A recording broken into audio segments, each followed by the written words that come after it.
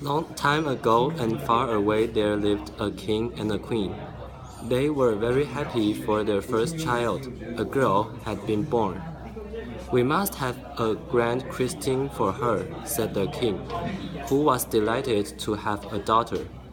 We must invite all the fairies of the kingdom to bless her, said the queen. How many are there now? Asked the king. 12 or 13, said his wife. Send the invitations. We'll soon find out. There were 12 fairies, and they were all sent invitations. A 13th fairy had not been heard of for so long that it was presumed that she was dead. No invitations was sent. The day of the christening was sunny and bright. The princess was named Briar Rose. The fairies began to give their gifts. She shall be beautiful, said the first. She shall be wise, said the second. She shall be good, said the third. She shall be kind, said the fourth. The gift continued in this way, wishing all that was good for Briar Rose. 11 of the 12 third fairies had given their gift, when the room suddenly went dark. After a great flash of light, a small dark figure stood in front of the king and queen. It was the 13th fairy. Why wasn't I invited to the christening? She screamed. She was furious at being left out. All the fairies of the kingdom have given their blessings. Well, here's mine of the princess for the princess. On her 16th birthday, she'll prick her finger on a spin wheel and die. Another flash of light, and the fairy head was gone. But we thought she was dead, said the king. What can we do? The queen was in tears. The 12th fairy stepped forward. There is still my gift for Briar Rose, she said. The fairy's curse cannot be undone, but I can change it a little. She will fall into a deep sleep that will last 100 years. There was a great hump in the hall as everyone discussed in the events. The following day, the king issued the proclamation ordering that all spinning wheels were to be destroyed. Throughout the land, there were great fires as the spinning wheels were burned. Over the years, the prince grew into a lovely girl. All who met her and enchanted by her. Eventually, the bad fairy's wish was forgotten. All spinning wheels had been destroyed, so there was no reminder, and the fairy was not heard of again.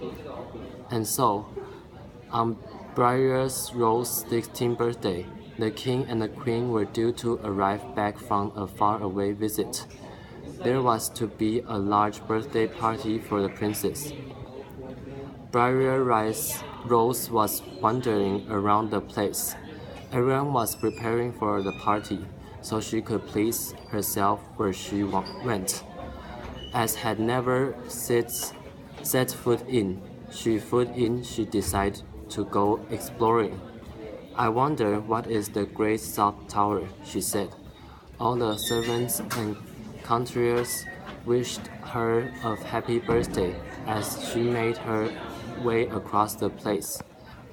That part of the place was very old, and there were very few people there.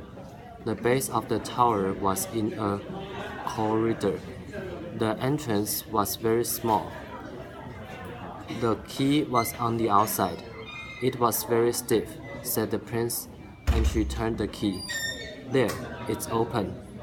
Stairs led up the tower in front of her. She began to climb them.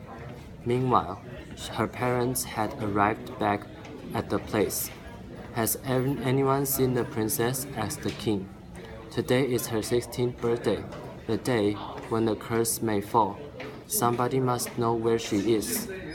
Nearly everyone had seen her, but nobody knew where she had been going.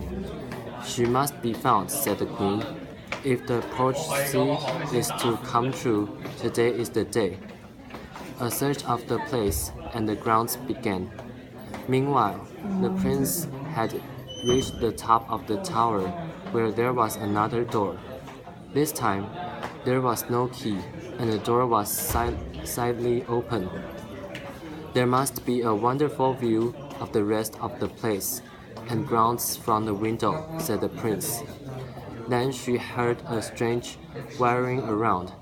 It was unlike anything that she had ever heard before. She pushed the door open and went into the room. There, in the middle, sat an old woman working at a spinning wheel. Behind her was a numerous bed. A wheel was making a noise. "What are you doing?" asked Briar Rose. "I had never seen one of those before. What is it?" "It's a spinning wheel," said the old woman. Would you like to try it, my dear?" "Oh, may I?" asked Briar Rose.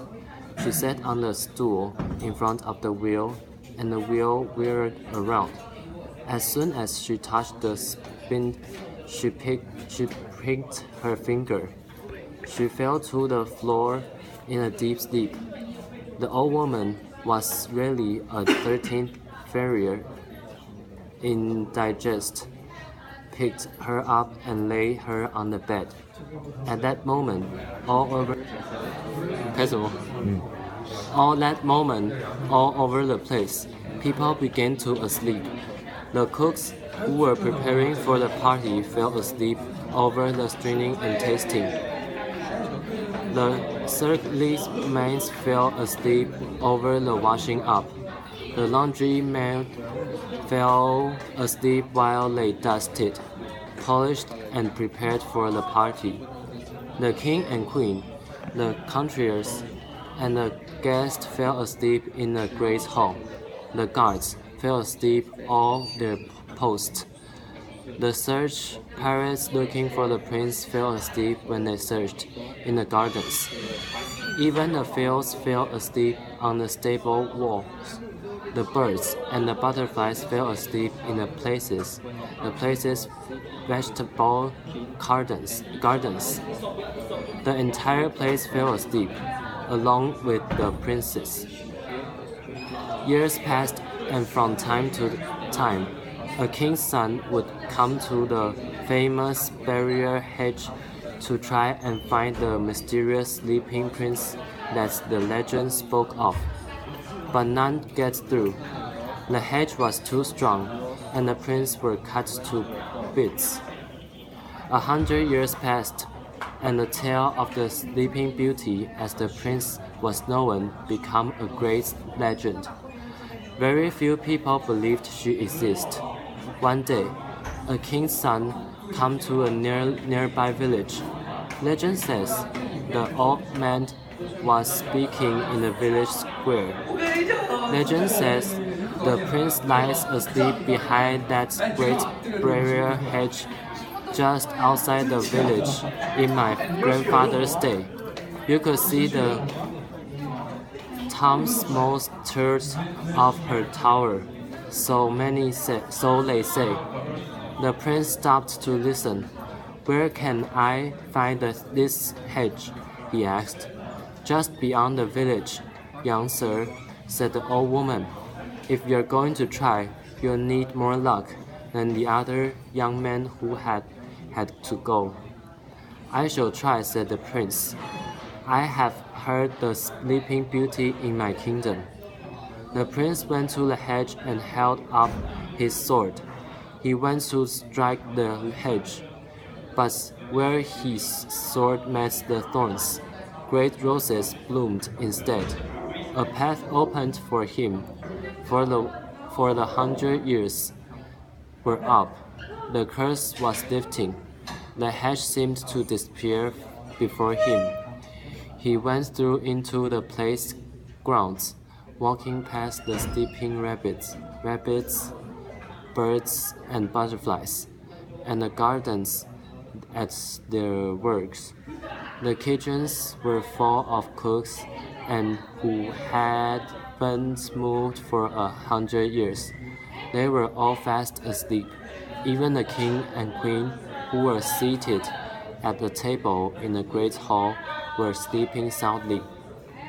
The prince walked on through the place, making his way to the tallest tower where he climbed the stairs and entered the tower room. There on the bed he saw Barrier Rose fast asleep. "She is so lovely," he said. He had fallen completely in love with her. "How can I wake her?" He leaned over and gently kissed him. Barrier Rose's eyelids flickered and she woke up. The first person she saw was the prince, and she fell in love with him. Together, they walked down the great hall. The king and the queen were just waking up when the prince and Barrier Rice entered. The cooks in the kitchen woke up to carry on preparing the food, and the chambermaids carried on with their work.